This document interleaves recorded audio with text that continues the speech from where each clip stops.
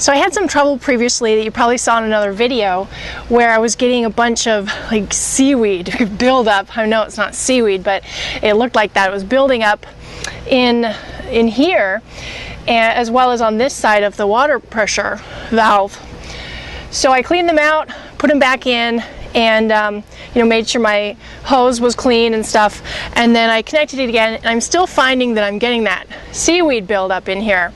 So I thought, the only thing I haven't checked was inside this. So I replaced this, and the only other thing that I have not done is clear the lines inside the RV. And I happened to notice inside my shower I've got a little bit of that green seaweed. So I can only imagine, just right there, I can only imagine what might be in other parts of the RV. What I really want to do so that that green algae doesn't build up, and continue to spread throughout the pipes and the hoses in the house is flush it with bleach to just try to kill any sort of living algae out of there. So what I'm going to do, since I can't really just dump bleach down all of the passageways, I'm going to dump a ton of bleach down my hose and then connect it and have the water pressure push it through. And I'm probably going to have to do it a couple times so that I can, get a bunch of bleach in and then turn on the shower and let that run, and then put more bleach in, and then turn the water on and do the sink in the bathroom, and then the toilet, and then the sink in the kitchen.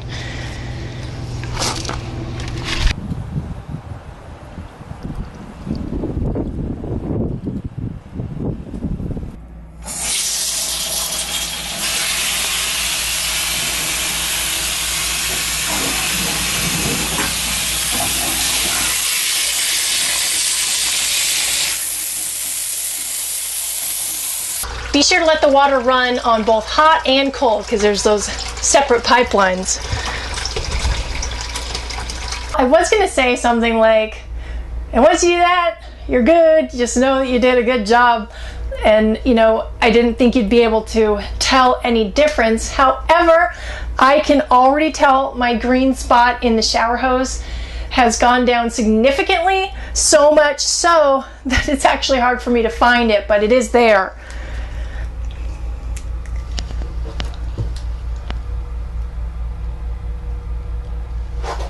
It's right in there. So it's already taking care of a bunch of the living algae. I totally recommend, if you've never done that in your plumbing system, but you've noticed green algae building up in your hose outside, definitely something worthwhile to consider. It was pretty easy and cheap. If you don't have bleach, it's always cheap. So good luck with that. Good luck with clean, clear plumbing.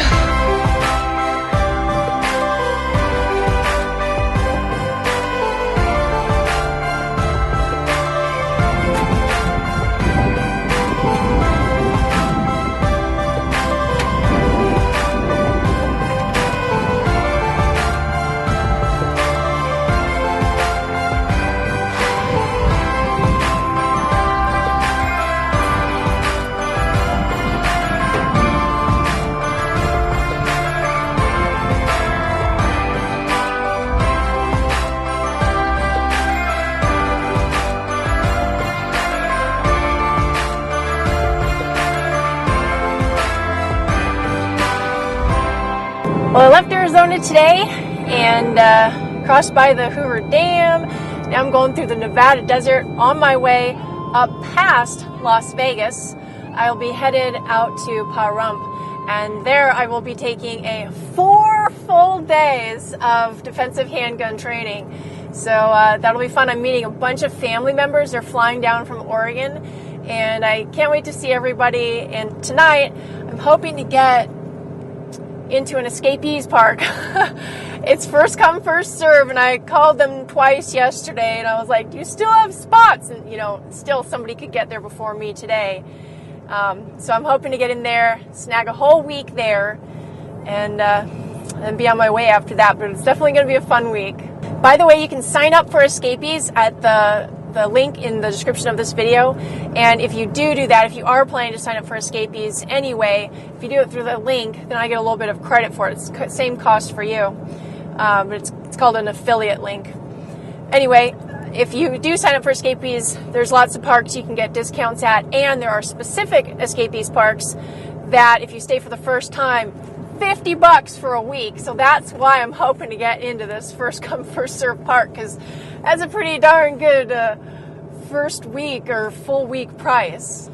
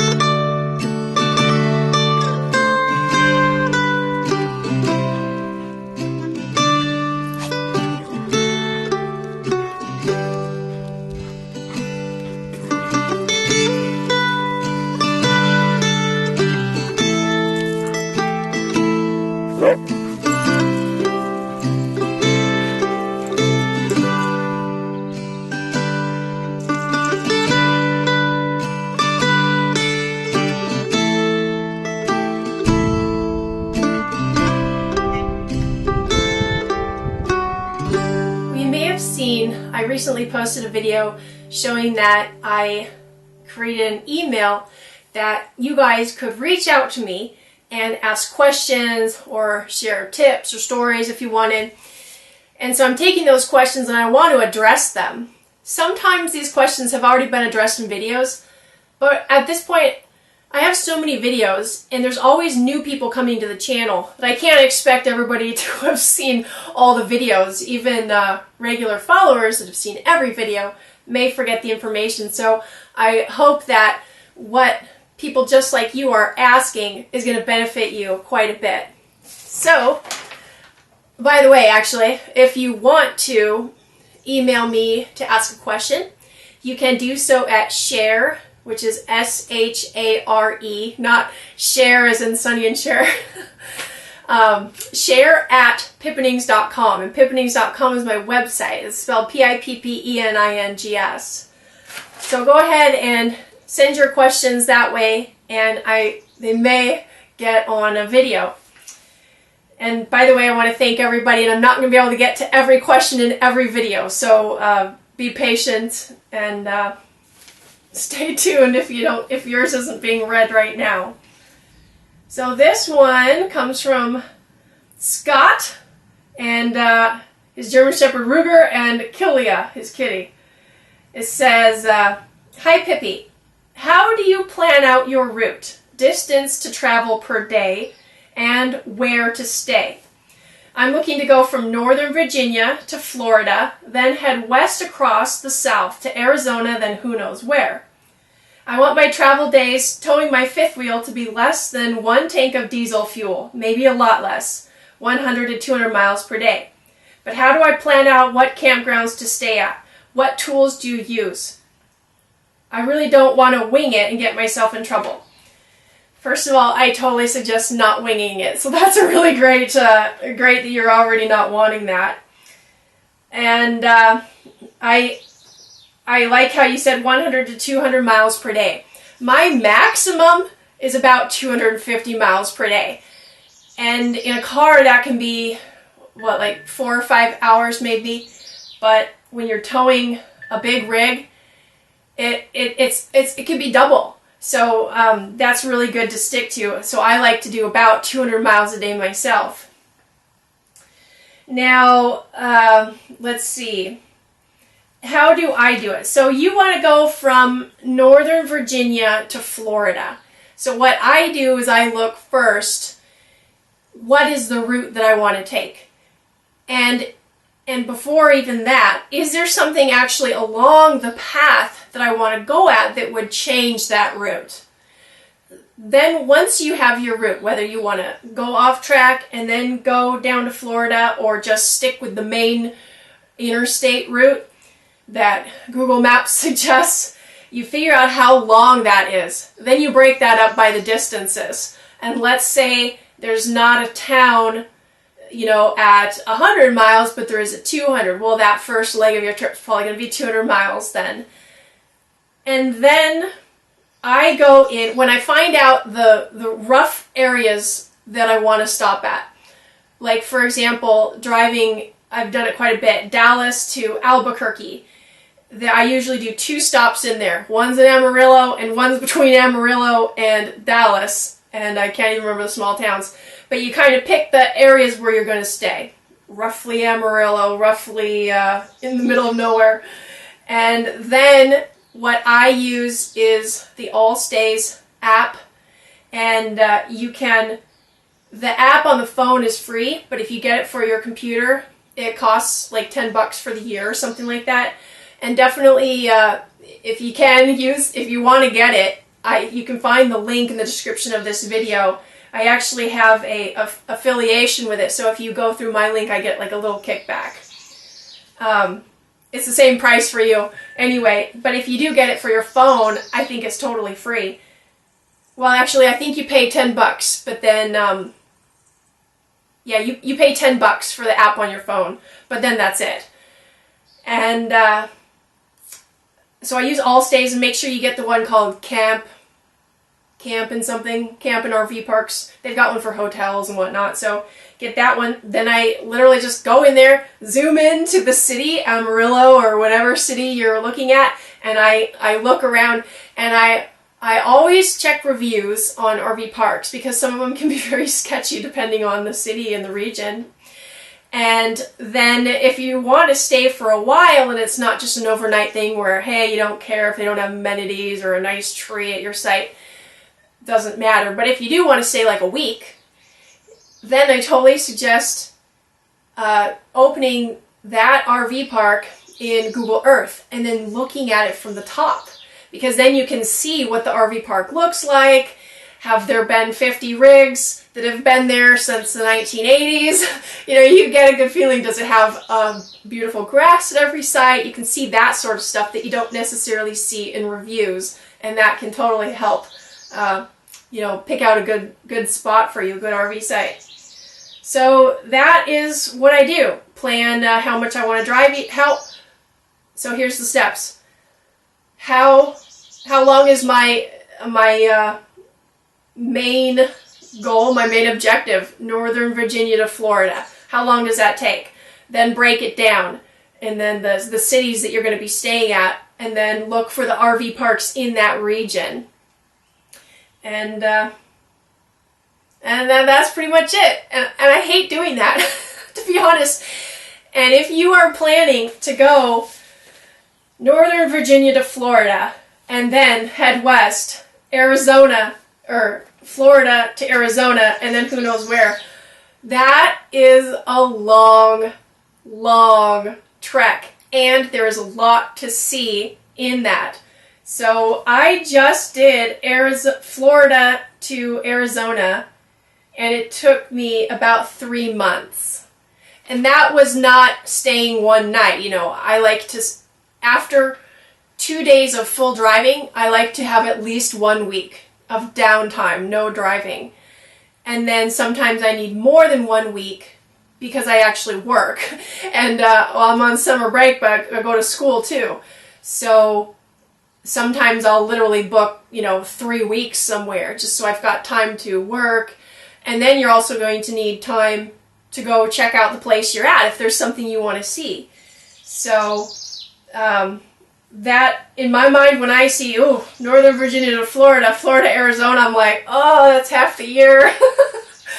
But everybody's travel is different, and you can still use those methods to plan your route, whether you stay one night or a whole week.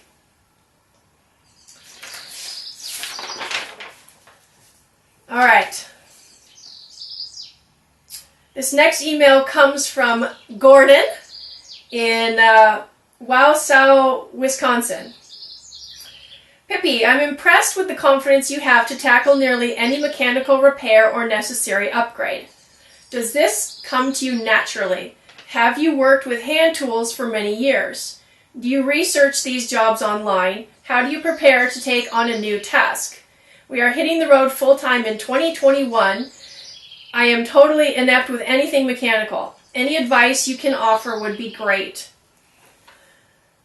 First of all, before I get too much into it, but yes, I have worked with hand tools for many years.